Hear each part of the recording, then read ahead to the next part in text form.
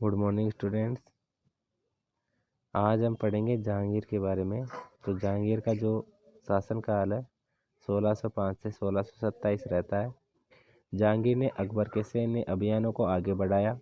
मेवाड़ के सिसोदिया शासक अमर सिंह ने मुगलों की सेवा स्वीकार की।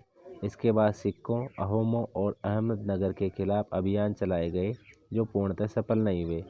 जहांगीर के शासनकाल के अंतिम वर्षों में राजकुमार खुर्रम, जो बाद में सम्राट शाहजहां कहलाया, ने विद्रोह कर दिया। जहांगीर की पत्नी नूरजहां ने शाहजहां को हाशिए पर धकेलने के प्रयास किए जो असफल रहे। इसके बाद में अगला जो शासक है मुगल काल में वो शाहजहां आता है 1627 से लेकर 1658 तक। दक्कन में शाहजहां के अभियान जारी रहे। अफगान अभिजीत खान जहान लोदी ने विद्रोह किया और वह पराजित हुआ।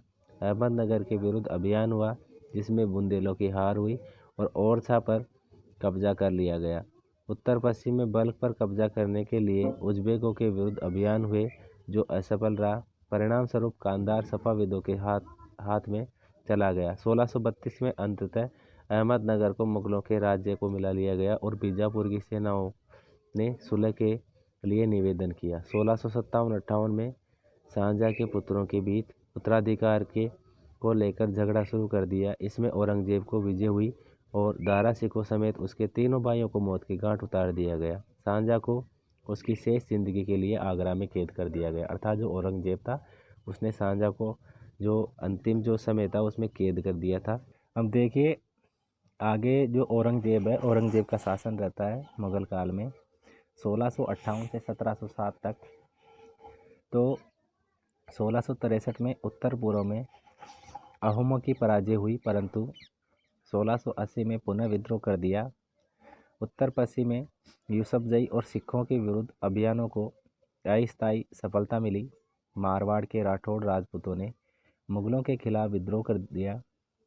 इसका कारण ये था कि उनकी आंतरिक राजनीति और उत्तराधिकार के मसलों में मुगलों का हस्तक्षेप हो रहा था। अर्थात ये जो मुगल थे ये कोई भी जब राजा बनता था नया तो उसके संबंध में ये हस्तक्षेप कर रहे थे। मराठा सरदार शिवाजी के विरुद्ध मुगल अभियान प्रारंभ करने में सफल रहे, परंतु औरंगजेब ने शिवाजी का अपमान किया और शिवाजी आगरा स्थित मुगल कैदखाने से भाग निकले। उन्होंने अपने को स्वतंत्र शासक घोषित करने के पश्चात मुगलों के विरुद्ध पुनः अभियान चलाए। राजकुमार अकबर ने औरंगजेब के विरुद्ध विद्रोह किया जिसमें उसे मराठों और दक्कन की सल्तनत का सहयोग मिला। अंततः वह सफाविद ईरान भाग गया। दूसरी चीज़ है इसमें कि जो अकबर है, अकबर के विद्रोह के पश्चात औरंगजेब ने दक्कन के शासकों के विरुद्ध सेनाएं भेजी। 1685 में बीजापुर और 1687 में गोलकुंडा को मुगलों ने अपने राज्य में मिला लिया। 1698 में औरंगजेब ने दक्कन में मराठों को छापामार पद्धति का उपयोग कर रहे थे। छापामार पद्धति का मतलब होता है कि एक तरीके से रात में युद्ध करना, मतलब किसी को कुछ पता नहीं होता और युद्ध कर देते हैं।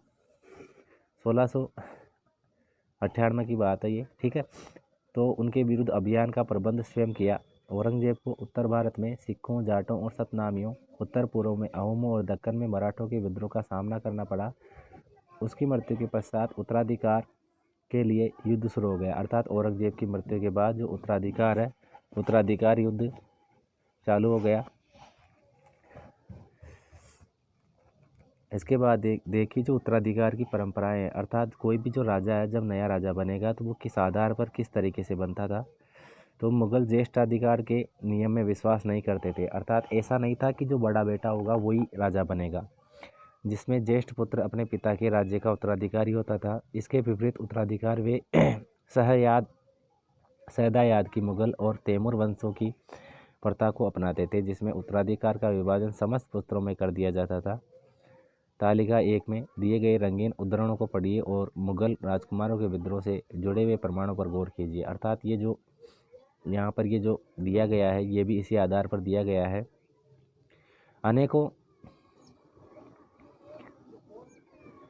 जब मुगल शक्तिशाली हो गए तो अन्य शासकों स्वेच्छा से उनकी सत्ता स्वीकार कर ली। राजपूत इसका एक अच्छा उदाहरण है। अनेकों ने मुगल घराने में अपनी पुत्रियों के विवाह करके उच्च पद प्राप्त किए, परंतु कईयों ने विरोध भी किया। जैसे मेवाड़ है तो मेवाड़ के राजाओं ने विरोध किया था। वहीं अगर हम जयपुर की बात करें, आमेर जो हमारा कछवाहा वंश है, इसके अलावा बीकानेर है, जैसलमेर है, ठीक है, बूंदी है, नागौर है, ये जो आसपास के जितने भी राजा थे उन्होंने जो मुग़ल थे उनकी अधीनता स्वीकार कर ली थी और उनसे वैवाहिक संबंध भी बनाए थे, ठीक है। मेवाड़ की सिसोदिया राजपूत लंबे समय तक मुग़लों की सत्ता स्वीकार करने से इनकार करते रहे, परंतु जब वे हारे तो मुग़लों के साथ उनका सम्मानीय व्यवहार किया गया और उनकी जागीरें वेतन जागीर के रूप में वापस कर दी गई। पराजित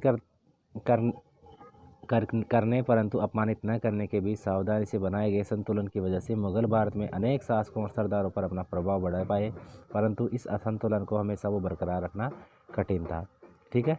तो इस तरीके से अब हम आगे पढ़ेंगे मनसबदार और जागीरदार, वो हम कल की क्लास में पढ़ेंगे, मनसबदार और जागीरदार, ठीक है। तो ये कल की हम क्लास में पढ़ेंगे।